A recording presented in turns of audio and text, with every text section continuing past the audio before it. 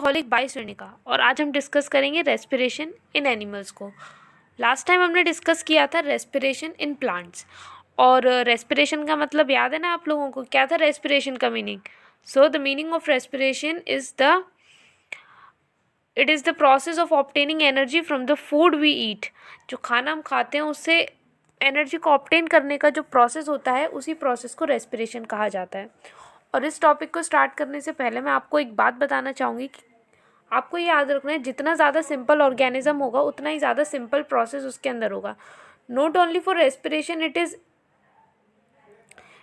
it is useful, this concept is useful for all the processes. जितना ज़्यादा simple organism उतना ज़्यादा simple process उसके अंदर होता है, और जितना ही ज़्यादा कॉम्प्लेक्स ऑर्गेनिज्म होता है, जितना हायर लेवल ऑफ ऑर्गेनाइजेशन उस ऑर्गेनिज्म के अंदर होता है, तो उतना ही ज़्यादा वो प्रोसेस लॉन्ग और कॉम्प्लेक्स हो जाता है। कई सारे ऑर्गन्स उस प्रोसेस के अंदर इन्वॉल्व हो जाते हैं। जैसे रेस्पिरेशन तो सिंपल ऑर्गेनिज्म जैसे यूनिसेलुलर ऑर्गेनिजम्स हो गए या प्रोकैरियोट्स हो गए, कुछ ऑर्गेनिज्म के अंदर तो ये इतना ज़्यादा सिंपल होता है कि उनको किसी स्पेशल ऑर्गन की ज़रूरत ही नहीं पड़ती रेस्पिरेशन के लिए। They do it simply by their skin. तो देखिए, चलिए अब स्टार्ट करते हैं टॉपिक को। सिंपल यूनिसेलुलर एनिमल्स जैसे कि अमीबा हो गया, ये रेस्पिरेशन करते हैं सिंपल डिफ्यूजन की मदद से। और वो डिफ्यूजन होता है क्योंकि इस यूनिसेलुलर ऑर्गेनिज्म है अमीबा, तो उसकी सेल मेम्ब्रेन से ही हो जाता है। डिफ्यूजन क्या होता है? What is the process of diffusion? Diffusion का मतलब होता है किसी भी चीज़ का मूवमेंट होना from high concentration to low concentration, high concentration से लो कंसंट्रेशन की तरफ जाना। और रेस्पिरेशन प्रोसेस में किसका डिफ्यूजन होता है? गैसेस का। कौन सी गैसेस का? ऑक्सीजन एंड कार्बन डाइऑक्साइड का। ऑक्सीजन गैस रेस्पिरेशन के प्रोसेस में यूज़ होती है फूड के ऑक्सीडेशन के लिए, and carbon dioxide is a waste product produce होती है रेस्पिरेशन के प्रोसेस में।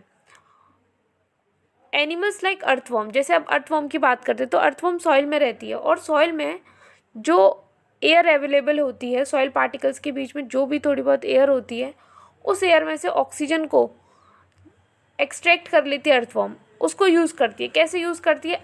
उसकी जो स्किन होती है, अर्थवर्म की जो स्किन होती है, उस स्किन से ऑक्सीजन जो है वो डिफ्यूज़ हो जाती है, और उसी स्किन से कार्बन डाइऑक्साइड जो कि एक वेस्ट प्रोडक्ट है वो रिमूव कर दी जाती है। तो अगेन यहाँ पर भी आप देख रहे हैं ऑर्गेनिज्म सिंपल है तो उसको रेस्पिरेशन के लिए किसी स्पेशल ऑर्गन की ज़रूरत भी नहीं पड़ रही है, और सिंपल प्रोसेस हो रहा है, डिफ्यूजन का प्रोसेस हो रहा है यहाँ पर।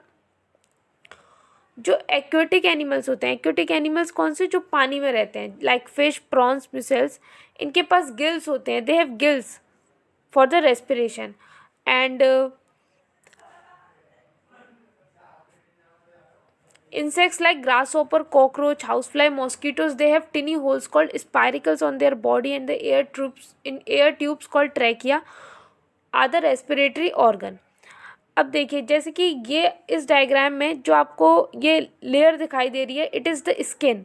ये इंसेक्ट की स्किन है। इस स्किन पे जो होल्स होते हैं इन्हीं को स्पाइरिकल कहा जाता है, इन होल्स को स्पाइरिकल्स कहा जाता है। और इन होल्स के नीचे प्रेजेंट होता है ट्रेकिया का नेटवर्क, जिस नेटवर्क में ऑक्सीजन एंटर करती है और यूज़ होती है, और रेस्पिरेशन में और सेल्स में कार्बन डाइऑक्साइड प्रोड्यूस होती है, वो बाहर एक्सेल कर दी जाती है इन्हीं स्पाइरिकल्स की मदद से। इस तरीके से इंसेक्ट्स के अंदर रेस्पिरेशन हो पाता है। और जो रेस्पिरेटरी ऑर्गन्स होते हैं लैंड एनिमल्स जैसे कि मैन, बर्ड्स, लिजार्ड, डॉग्स और फ्रॉग्स हो गए, इनके अंदर जो रेस्पिरेटरी ऑर्गन होता है वो होता है इनके लंग्स। मतलब अलग अलग ऑर्गेनिज्म जिसकी ज़रूरतें अलग अलग हैं, ऑर्गेनिज्म अलग अलग तो उनकी ज़रूरतें अलग अलग, तो उनके अंदर रेस्पिरेशन का तरीका अलग अलग है। सिंपल ऑर्गेनिज्म है तो उसे ज़्यादा कुछ उसके अंदर कोई कॉम्प्लेक्स सिस्टम है नहीं, उसके पास कोई स्पेशल ऑर्गन भी नहीं है। और जो कॉम्प्लेक्स ऑर्गेनिज्म है जैसे कि लैंड एनिमल्स हो गए, सो दे हैव लंग्स, उनके process of the respiration works for different animals. अब आपका क्वेश्चन ये है, आपको मुझे ये बताना है कि ऐसा कौन सा ऑर्गेनिज्म है जिसके पास गिल्स और लंग्स दोनों होते हैं। May be not in their complete life, but उनकी लाइफ साइकिल में ऐसा होता है, for some part of their life they have gills and then they have lungs. So tell me this in the comment section. और यहाँ पर एक note point है, इसमें लिखा है कि जो एक्वेटिक एनिमल्स होते हैं, पानी में रहने वाले जो एनिमल्स होते हैं, उनकी जो रेट ऑफ ब्रीथिंग होती है वो टेरेस्ट्रियल एनिमल्स के कंपैरिजन में बहुत ज़्यादा होती है, मतलब उनको बहुत ज़्यादा फास्ट वो ब्रीथिंग करते हैं। इन्हेलेशन और एक्सलेशन जो होता है वो काफ़ी ज़्यादा फास्ट होता है। अब चलते हैं रेस्पिरेशन इन फिश।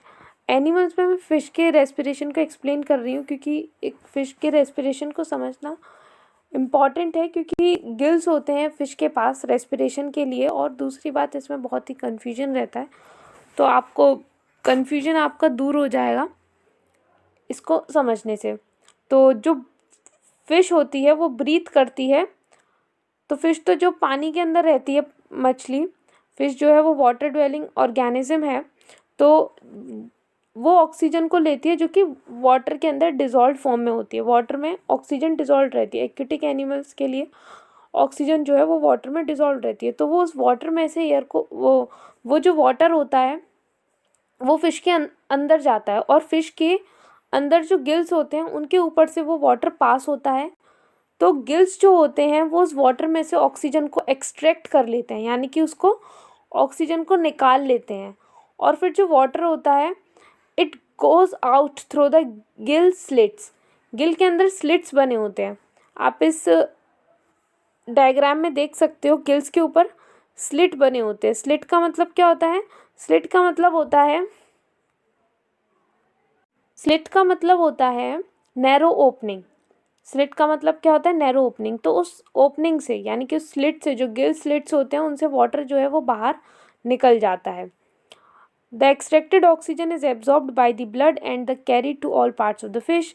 फिर जो ऑक्सीजन जो एक्सट्रैक्ट की है गिल्स ने, उसको ब्लड एब्जॉर्ब कर लेता है और वो सारे बॉडी पार्ट्स तक पहुंच जाती है, फिश के बॉडी पार्ट्स तक, ताकि वो रेस्पिरेशन में यूज़ हो सके।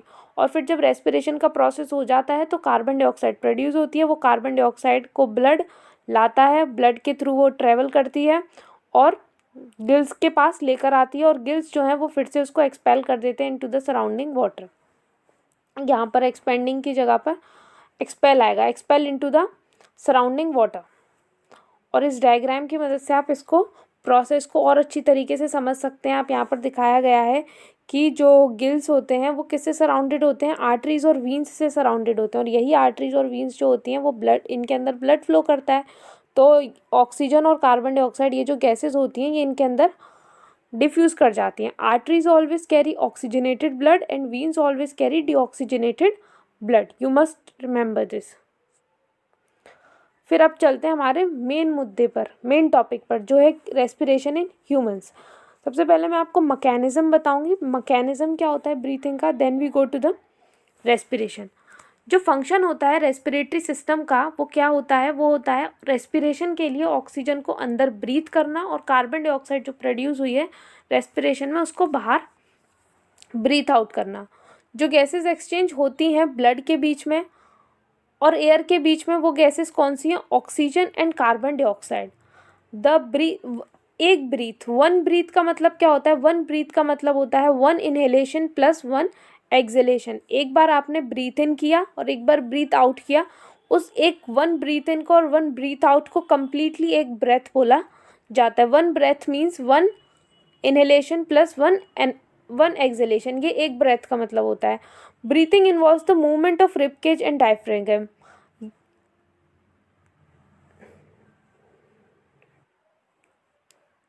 डायफ्राम का मीनिंग क्या होता है? डायफ्राम कुछ नहीं होता, बस एक मसल की लेयर होती है। आपको याद रखना है कि it is made up of muscles. Diaphragm और रिब केज का मूवमेंट होता है ब्रीथिंग के दौरान। देखिए अब इसको समझते हैं।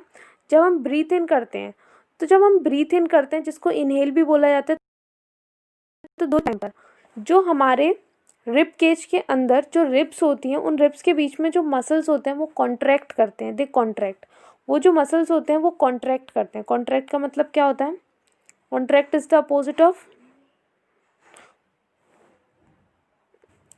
Expand. Contract is the opposite of expand. तो कॉन्ट्रैक्ट करते हैं, मसल्स जो होते हैं रिब्स के बीच में वो कॉन्ट्रैक्ट करते हैं, यानी कि वो सिकुड़ते हैं, जिसकी वजह से जो रिब केज है वो ऊपर की तरफ और आउटवर्ड मूव करता है। आप इसको फील कर सकते हैं। आप अपने चेस्ट पे हाथ रखें और ब्रीथ इन करें तो आपको फील होगा कि जो आपका रिब केज है वो आउटवर्ड मूव कर रहा है और आउटवर्ड और अपवर्ड मूव करता है। The diaphragm contracts and moves downward, और डायफ्राम होता है वो डाउनवर्ड मूव करता है। जो डायफ्राम मसल है वो डाउनवर्ड मूव करता है।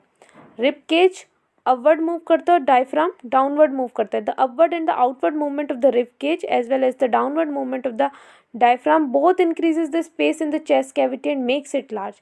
पूरे प्रोसेस का फंक्शन क्या है, इस प्रोसेस का यूज़ क्या है, इससे क्या होता है, जो स्पेस जो होता है वो इंक्रीज हो जाता है। चेस्ट कैविटी का जो स्पेस होता है वो इंक्रीज हो जाता है, जिससे कि ज़्यादा से ज़्यादा एयर जो है वो लंग्स के अंदर आ सके। लंग्स जो है वो ज़्यादा से ज़्यादा उनके अंदर एयर आ सके, इसलिए ये प्रोसेस होता है। अब जब इसका अपोजिट होगा, जब ब्रीथ आउट करते हैं, यानी कि जब कार्बन डाइऑक्साइड को एक्सपेल करने की बात आती है, एक्सेल करने की बात आती है, तभी भी दो चीज़ें होती हैं। तब जो मसल्स होते हैं रिब्स के बीच में वो रिलैक्स हो जाते हैं। मसल्स जो होते हैं रिब्स के बीच में वो रिलैक्स हो जाते हैं, जिसकी वजह से आप इसको समझ रहे हैं ना कि जब मसल्स कॉन्ट्रैक्ट करेंगे तो जो रिब केज है उसको अपवर्ड मूव करना पड़ेगा, और जब मसल्स रिलैक्स हो जाएंगे तो जाहिर सी बात है कि जो रिब केज है उसका डाउनवर्ड मूवमेंट होगा और इनवर्ड मूवमेंट होगा। तो जब मसल्स रिलैक्स हो जाते हैं तो रिब केज जो है वो डाउनवर्ड मूवमेंट करता है, it shows downward movement. And और जो डायफ्राम होता है, डायफ्राम अपवर्ड मूवमेंट करता है। एक्सेल के टाइम पर जो डायफ्राम है वो कैसा मूवमेंट करता है, अपवर्ड मूवमेंट करता है। इससे क्या होता है, जो स्पेस होता है चेस्ट कैविटी में वो डिक्रीज हो जाता है, और जब स्पेस डिक्रीज होगा तो कार्बन डाइऑक्साइड को बाहर निकलना पड़ता है। ये यहाँ पर डायग्राम शो किया गया है। जब एयर एंटर कर रही है, when air is entering into the lungs, तो यहाँ पर क्या हो रहा है, जो डायफ्राम है वो कॉन्ट्रैक्ट कर रहा है, डायफ्राम कॉन्ट्रैक्ट कर रहा है और डाउनवर्ड मूव कर रहा है। और यहाँ पर डायफ्राम रिलैक्स हो रहा है और मसल्स जो है वो रिलैक्स हो रहे हैं, और वो अपवर्ड मूव, डायफ्राम का जो मूवमेंट है वो अपवर्ड हो रहा है। इसी को मैकेनिज्म कहते हैं ब्रीथिंग का। This is the mechanism of breathing, you must remember this. अब चलते हैं रेस्पिरेटरी सिस्टम पर। तो जो मेन ऑर्गन्स होते हैं ह्यूमन रेस्पिरेटरी सिस्टम के वो होते हैं nose, nasal passage, trachea, bronchi, lungs and diaphragm. इन सब के बारे में आज हमें जानना है। जो एयर होती है रेस्पिरेशन के लिए वो बॉडी में जाती है नॉस्ट्रल्स की मदद से। जो हमारी नोज़ में जो दो होल्स होते हैं उनको हम नॉस्ट्रल्स बोलते हैं। इन्हीं नॉस्ट्रल्स की मदद से एयर जो है वो अंदर एंटर करती है। फिर नेसल पैसेज होता है। नेसल पैसेज क्या होता है, ये जो रास्ता है नॉस्ट्रल्स के पीछे, ये जो रास्ता बना हुआ है इसी को नेसल पैसेज कहते हैं। उस नेसल पैसेज में ये एयर पहुंचती है। जो नेसल पैसेज है वो सेपरेट होता है माउथ कैविटी को बक्कल कैविटी या ओरल कैविटी भी कहा जाता है। तो ये जो नेसल पैसेज है ये माउथ कैविटी और बक्कल कैविटी से सेपरेट होता है। एक हार्ड बोनी पैलेट जिसको एपिग्लॉटिस कहते हैं वो प्रेजेंट होती है। यानी कि माउथ कैविटी और नेसल पैसेज को अलग करने के लिए एक हार्ड बोनी पैलेट प्रेजेंट होता है जिसको एपिग्लॉटिस कहते हैं। और इसी वजह से क्या होता है, we can breathe in air और even we are eating food. जब हम खाना खाते वक्त भी हम सांस ले पाते हैं वो इस एपिग्लॉटिस की मदद से ही होता है, क्योंकि इस एपिग्लॉटिस ने क्या किया, इस एपिग्लॉटिस ने हमारे माउथ कैविटी और नेसल पैसेज को सेपरेट कर दिया। तो वो दोनों काम अलग अलग चलते रहेंगे। जो नेसल पैसेज होता है उस नेसल पैसेज के अंदर कई सारे हेयर और म्यूकस होते हैं, फाइन हेयर एंड म्यूकस। ये फाइन हेयर और म्यूकस का काम क्या होता है, जब हमारे नॉस्ट्रल्स में एंटर करती है तो हमारी बॉडी के अंदर एयर एंटर करती है तो एयर में कई सारे डस्ट पार्टिकल्स वगैरह भी होते हैं। ये जो फाइन हेयर और म्यूकस होते हैं, mucus is a sticky substance. तो ये क्या करता है, डस्ट पार्टिकल्स को इनसे स्टिक हो जाते हैं डस्ट पार्टिकल्स, ये डस्ट पार्टिकल्स को ट्रैप कर लेते हैं। सो ये इनका फंक्शन हो जाता है। The part of the throat between the mouth and the wind pipe is called pharynx. Mouth और विंड पाइप के बीच में जो पार्ट आता है थ्रोट का गले का वो पार्ट जो कि माउथ और विंड पाइप के बीच में है, this part is called pharynx. Nasal passage से एयर कहाँ जाती है, फेरिंग्स वाले पार्ट में आएगी। विंड पाइप में आएगी and then goes into the trachea, और फिर ट्रैकिया में चली जाती है। The trachea is a tube commonly known as wind pipe. Trachea एक ट्यूब है जिसको कॉमनली विंड पाइप बोला जाता है। The air and coming from the nostrils during the breathing passes through the trachea. Breathing के दौरान जो एयर है वो जो आई है नॉस्ट्रल से होते हुए वो किस में एंटर करेगी, ट्रैकिया में एंटर करेगी। अब आपने देखा होगा ट्रैकिया में जब कोई एयर नहीं होती तभी भी वो कोलैप्स नहीं होता। जब ट्रैकिया के अंदर कोई एयर नहीं होगी, यानी कि जब ब्रीथिंग का प्रोसेस चल रहा है तभी भी वो कोलैप्स, रेस्पिरेशन का प्रोसेस चल रहा है अंदर। Breathing and is a continuous process. Breathing, respiration, digestion all are kind of continuous process, body में चलते रहते हैं। तो ट्रैकिया जो है वो कोलैप्स नहीं होता even when there is no air, क्योंकि soft bones, cartilage, soft bones जिन्हें कार्टिलेज कहते हैं, उनकी रिंग्स प्रेजेंट होती हैं ट्रैकिया के अंदर, जिसकी वजह से वो कोलैप्स नहीं होता। कोलैप्स का मतलब क्या होता है? कोलैप्स का मतलब होता है जो ट्रैकिया है वो उसकी जो दोनों वॉल्स होती हैं वो एक दूसरे से टकराती नहीं है, मतलब वो चिपकती नहीं है उसकी वॉल्स, ये उसका कोलैप्स का मतलब है। जो अपर एंड होता है ट्रैकिया का, उसके पास उस एक वॉइस बॉक्स होता है जिससे हमारी वॉइस प्रोड्यूस होती है, उसे लैरिंग्स कहते हैं। और जो ट्रैकिया है ये पूरे थ्रू आउट द नेक ये रन करता है, यानी कि पूरे जो नेक, जिसे हम नेक कहते हैं, ये गर्दन कहते हैं, इसके अंदर ट्रैकिया होता है। और ये ट्रैकिया जो है वो फाइनली डिवाइड होता है टू स्मॉलर ट्यूब्स में जिनको ब्रोंकाई कहते हैं एट इट्स लोअर एंड। अपने लोअर एंड पर इसके जो ट्रैकिया है, इसके अपर एंड पर तो अभी हमने देखा क्या प्रेजेंट है, इसके अपर एंड पर लैरिंग्स प्रेजेंट है। तो इसके जो दूसरा एंड है उसमें उस पर आकर ये डिवाइड हो जाता है, दो स्मॉलर ट्यूब जिनको ब्रोंकाई कहते हैं उस पर डिवाइड हो जाता है। The lungs lie in the chest cavity और थोरेसिक कैविटी। जो चेस्ट कैविटी होती है उसे थोरेसिक कैविटी भी कहा जाता है। उसमें जो लंग्स हैं वो लाई करते हैं और वो सेपरेट होते हैं एब्डोमिनल कैविटी से by a muscular partition called diaphragm. एक मस्कुलर पार्टीशन होता है डायफ्राम जो कि थोरेसिक कैविटी को, चेस्ट कैविटी को एब्डोमिनल कैविटी से सेपरेट करता है। The lungs are covered by two thin membrane is called pleura. जो लंग्स होते हैं उनके ऊपर एक थिन मेम्ब्रेन होती है जिसको प्लूरा बोला जाता है। और लंग्स किस में एनक्लोज होते हैं? रिब केज में एनक्लोज होते हैं। अब जिन ब्रोंकाई की हमने बात करी, ब्रोंकाई का सिंगुलर होता है ब्रोंकस। तो हर एक जो ब्रोंकस होता है, दो ब्रोंकाई हो गए जो कि किससे, जो ब्रोंकाई हैं जो कि लंग्स को मीट करते हैं। तो जो हर एक ब्रोंकस होता है वो लंग्स के अंदर डिवाइड होता है और डिवाइड हो जाता है स्मॉलर ट्यूब्स में, और ज़्यादा स्मॉलर ट्यूब्स में डिवाइड हो जाता है जिनको ब्रोंकियोल्स बोला जाता है। The pouch like air sacs at the end of the smallest bronchioles are alveoli. और इन ब्रोंकियोल्स के एंड पर, इन ब्रोंकियोल्स के एंड पर क्या प्रेजेंट होते हैं? एल्वियोली प्रेजेंट होते हैं। एल्वियोली क्या होते हैं? ये एयर सेक्स होते हैं और एल्वियोली का सिंगुलर होता है एल्वियोलस। जो वॉल होती है एल्वियोली की वो बहुत ज़्यादा थिन होती है and surrounded by very thin blood capillaries. और जो एल्वियोली की वॉल होती है उसको ब्लड कैपिलरीज ने सराउंड कर रखा होता है। ये देखिए डायग्राम, यहाँ पर आपको सब कुछ समझ में आएगा। In this diagram you can see that here is the trachea. ये रहा आपका ट्रैकिया, ये रहा ट्रैकिया। और ये जो ट्रैकिया है ये दो उसमें ट्यूब्स में डिवाइड कर रहा है। एक इस लंग में, एक ट्यूब जा रही है इस लंग में और एक ट्यूब जा रही है इस लंग में, जिसको बोलते हैं bronchiole, which is called bronchi, which is called bronchi, not bronchiole, which is called bronchi, and each bronchi divides into small bronchioles. ये कई सारे bronchioles में डिवाइड हो रहा है, कई सारे bronchioles में ये यहाँ पर डिवाइड हो रहा है। और ये इन ब्रोंकियोल्स के एंड पर प्रेजेंट होती है एल्वियोली। ये एक एल्वियोली का स्ट्रक्चर देखा है कि एल्वियोली कैसी होती है, देखा है। एल्वियोली किससे सराउंडेड है? कई सारी कैपिलरीज यहाँ पर दिखाई गई हैं, तो कई सारी कैपिलरीज, ब्लड कैपिलरीज से ये एल्वियोली सराउंडेड होती है। It is the alveoli that oxygen is taken into the body and carbon dioxide is eliminated. मतलब पूरे रेस्पिरेशन की जान है ये एल्वियोली। जो रेस्पिरेशन है ये एल्वियोली की मदद से ही होता है, क्योंकि ये ब्लड कैपिलरी से सराउंडेड है। तो जो ऑक्सीजन होती है वो डिफ्यूज़ हो जाती है एल्वियोली तक। जो ऑक्सीजन आती है, ये जो ऑक्सीजन है ये विंड पाइप से कहाँ आएगी? ब्रोंकाई में आएगी, ब्रोंकाई से ब्रोंक्योल्स में आएगी और ब्रोंक्योल्स से एल्वियोली में आएगी। और एल्वियोली जो है वो एल्वियोली से ये डिफ्यूज़ हो जाएगी ऑक्सीजन ब्लड कैपिलरीज में, रेस्पिरेशन में यूज़ होगी, और फिर जो कार्बन डाइऑक्साइड है उसको ब्लड कैरी कर कर लाएगा एल्वियोली के पास, और वो ब्लड से डिफ्यूजन हो जाएगी एल्वियोली के अंदर, और एल्वियोली जो है वो उसको पास कर देगी, और फिर से ये हमारी नोज़ के थ्रू कार्बन डाइऑक्साइड जो है वो एलिमिनेट हो जाएगी, एक्सहेल कर दी जाएगी। ये प्रोसेस होता है पूरा।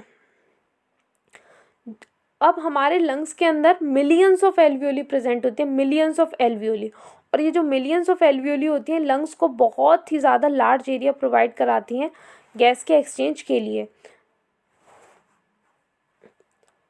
तो oxygen is carried by the blood to all parts of the body, और ब्लड ऑक्सीजन को कैरी करने का काम कौन करता है? ब्लड कैरी करता है, और ब्लड कैरी करता है एक रेड पिगमेंट की मदद से जिसको बोलते हैं हीमोग्लोबिन। अब आपको एक बात बताती हूँ कि जो कार्बन डाइऑक्साइड और कार्बन मोनोऑक्साइड होती है वो हमारे लिए इतनी ज़्यादा हार्मफुल क्यों होती है?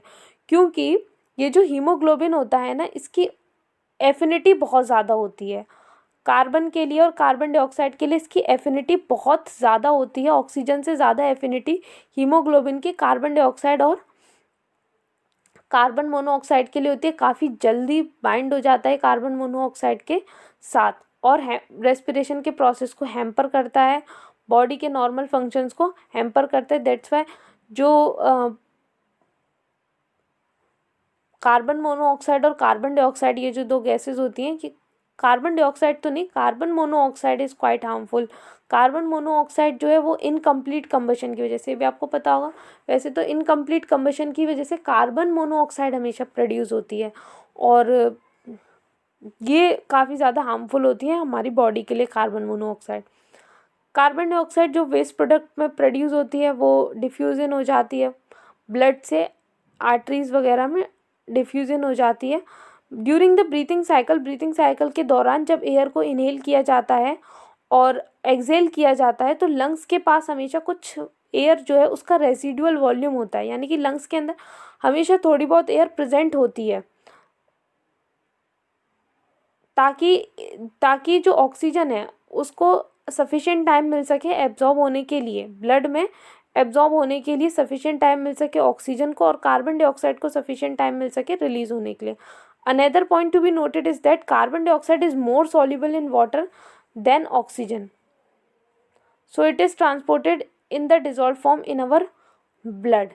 तो डिजॉल्व फॉर्म में ये ट्रांसपोर्ट होती है हमारे ब्लड में। और ये वाला जो डायग्राम है, इस वाले डायग्राम में भी आप देख सकते हो जो लंग्स हैं वो 3 लोब्स में डिवाइडेड हैं, superior lobe, middle lobe, inferior lobe and trachea.